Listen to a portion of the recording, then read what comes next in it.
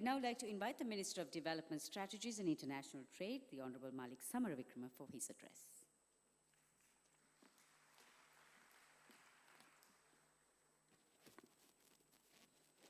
His Excellency, the President of Sri Lanka, Maithripala Sirisena, Honorable Ministers of Sri Lanka, as well as the Honorable Visiting Ministers,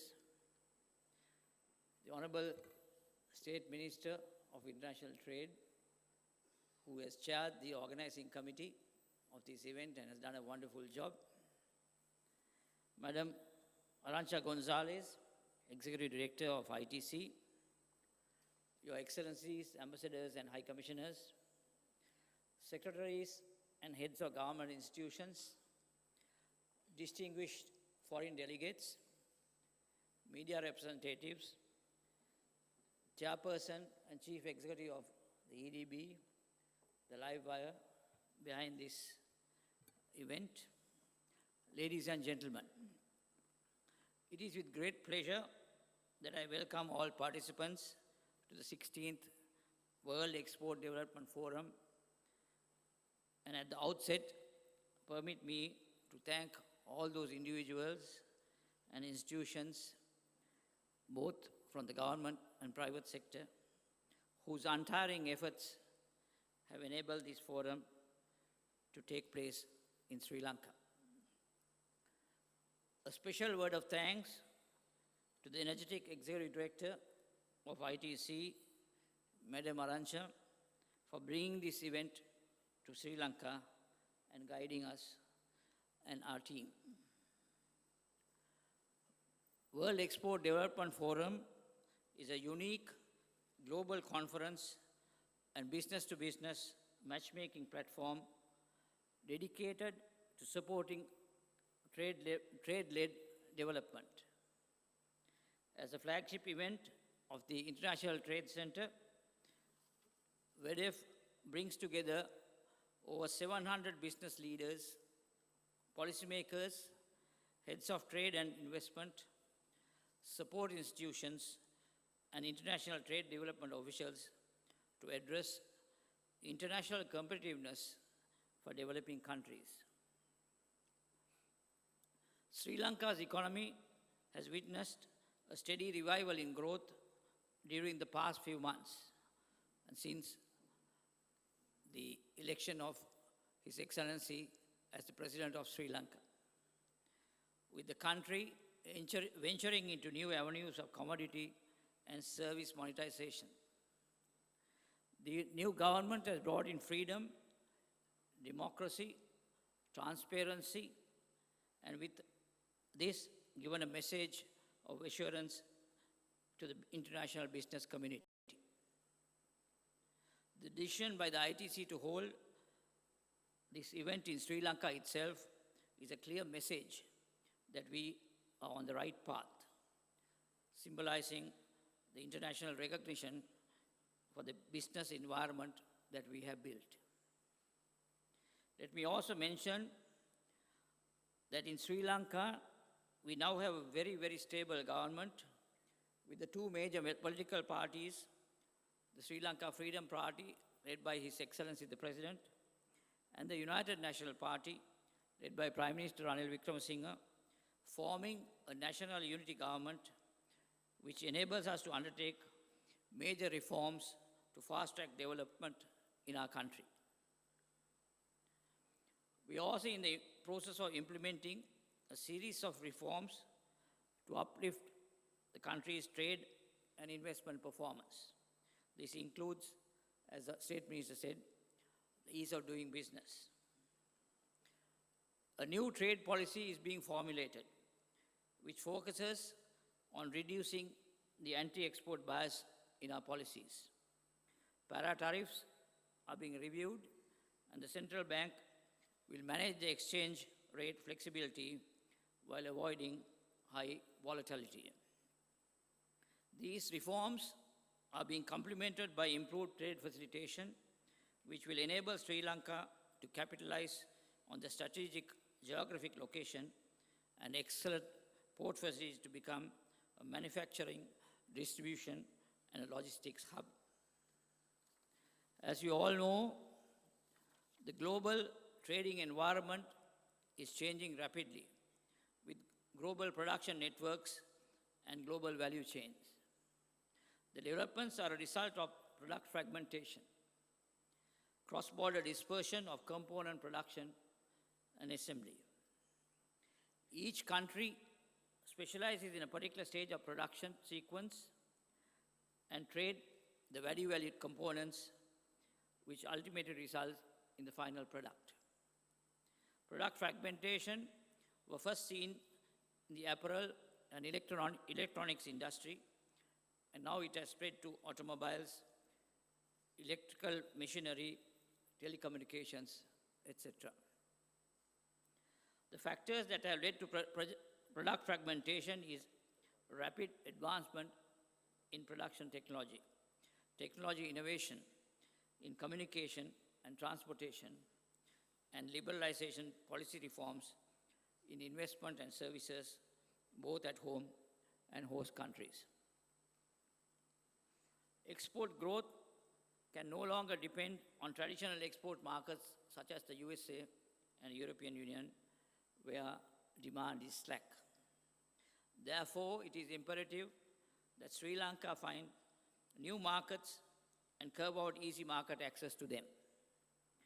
That is the reason why our government has embarked on a strategy to deepen the existing FTAs with India and Pakistan and working on new FTAs with growing Asian economies such as China and Singapore. Sri Lanka currently is at a juncture where it could no longer depend on debt finance development. Thus, a viable development strategy that will bring in more foreign exchange to the country is needed while promoting exports and attracting FDIs. For export promotion, FDI will support to enhance the supply capacity of export and make best use of the wider market access gained via FTAs. Making this transition from debt financial public investment and import substitution to a private sector-led export and FDI-based development strategy remains challenging, but it is the only option available for Sri Lanka at present. If you look at the South Asian countries in the SAARC, Sri Lanka is far behind others in working out duty-free or preferential market access to other countries. Countries like Bangladesh, Nepal, Bhutan, Maldives, and Afghanistan, by virtue of them being LDCs, qualify for duty-free access to the European Union and Indian market through everything but arms. In fact, 84% of SAARC LDC exports have duty-free access to the world at large. India has preferential market access to ASEAN, Japan, South Korea, Pakistan, through various FTAs and CEPAs it has signed during the last decade. Pakistan has FDAs with China, Malaysia, and Sri Lanka, and benefits from GSP Plus in the EU market. In contrast, Sri Lanka has access only to Pakistan and India, and some preferential access to APTA members, China and Korea, for which Bangladesh and India also qualify. Sri Lanka therefore lags behind even with its South Asian neighbors in having preferential market access to trading partners. Therefore, it becomes all the more important for us to sign more bilateral agreements. The world around us is increasingly moving forward with regional and bilateral free trade agreements as the multilateral trade liberalization process led by the WTO, has come to a standstill. These agreements basically deepen and broaden the FTAs with selective reduction of the negative list and incorporating investment and services liberalization. 50% of the global trade now takes place through regional or bilateral FTAs.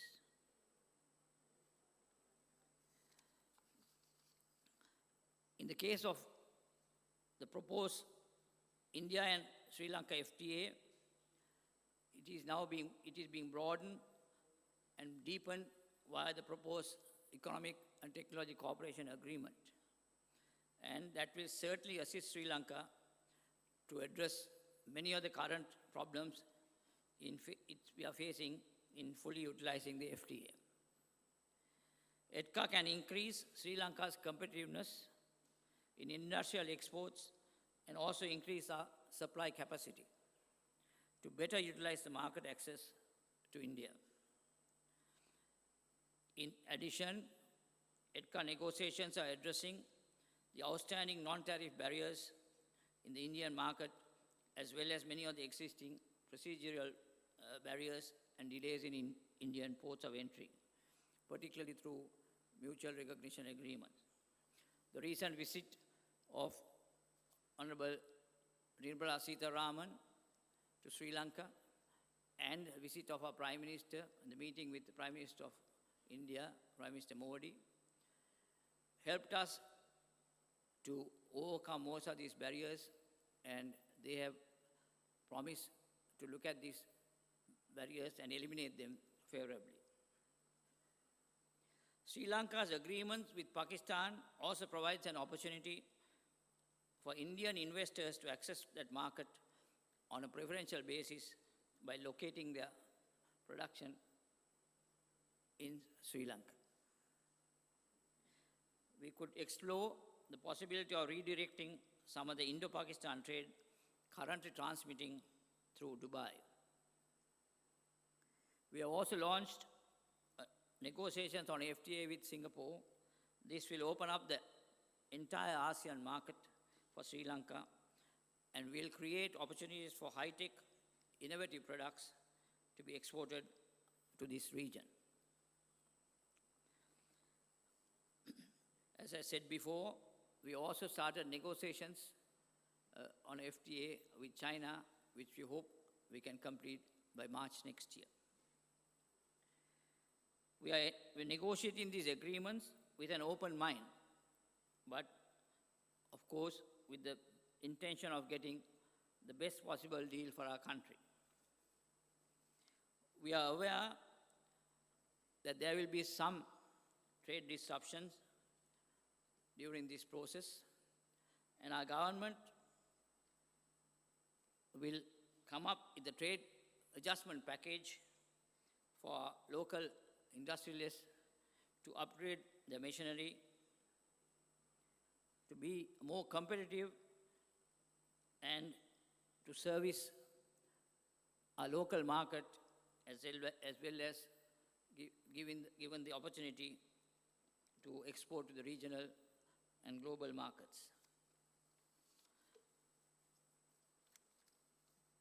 Before I finish, I should also point out that Sri Lanka has enormous potential as a tourism destination. Investment opportunities are considerable in this sector. Our government is taking a number of positive measures to improve investor confidence, strengthen the business environment, and make Sri Lanka an attractive destination for FDI. Let me conclude by reiterating that the benefits of investing in Sri Lanka include its resilient economy, supportive government policies, its educated workforce, strategic location, preferential access to the large markets through the FTAs that we are hoping to finalize, fast developing infrastructure, and an increasingly vibrant business environment. Ladies and gentlemen, Sri Lanka is ready for business. So I urge all of you to take full advantage of this opportunity to network and form long-lasting partnerships. While thanking Aransa once again, I wish all of you a fruitful and productive sessions. Thank you very much.